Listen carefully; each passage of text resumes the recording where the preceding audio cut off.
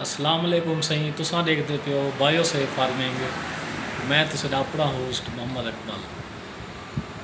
अज दा व्लॉग सी दुकान ते बैठ पढ़ते प्यूँ जाम अल्लाह दिता साहब सही जाम अल्लाह दिता साहब सही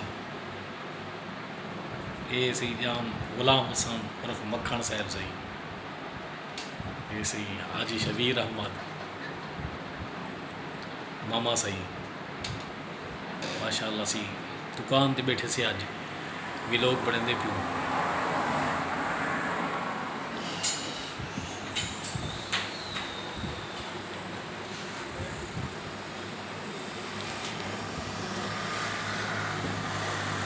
नाज़रीन देखते रहे सो सारा चैनल बायोसेफ फार्मिंग।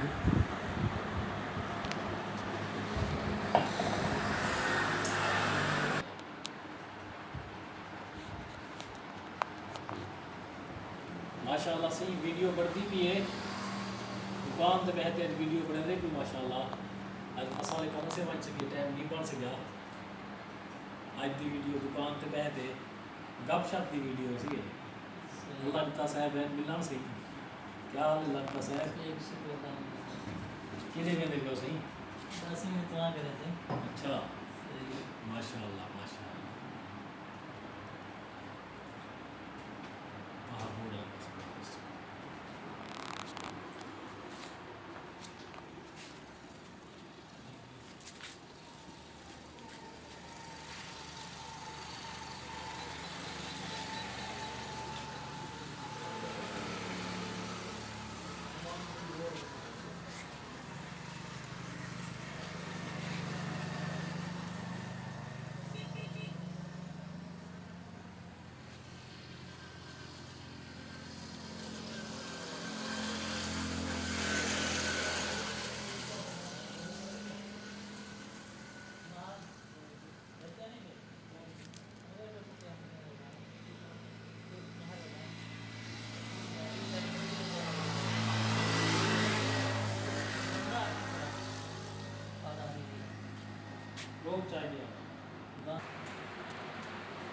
सारे चैनल को दिल नाल डिठा करो सही दिल नाल डिठा करो ताकि तुसा को नवी तो नवी मालूमात हासिल थी सके न।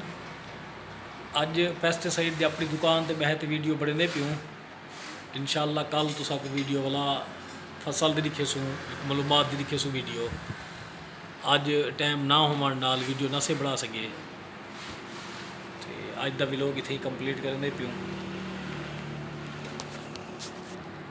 नाज़रीन देखते रहे सो सारा चैनल बायोसेफ फार्मिंग ताकि तुसा को नित नवी आने वाली वीडियो मिल सके। सारे चैनल को सब्सक्राइब कर गिन सो। अल्लाह हाफिज़।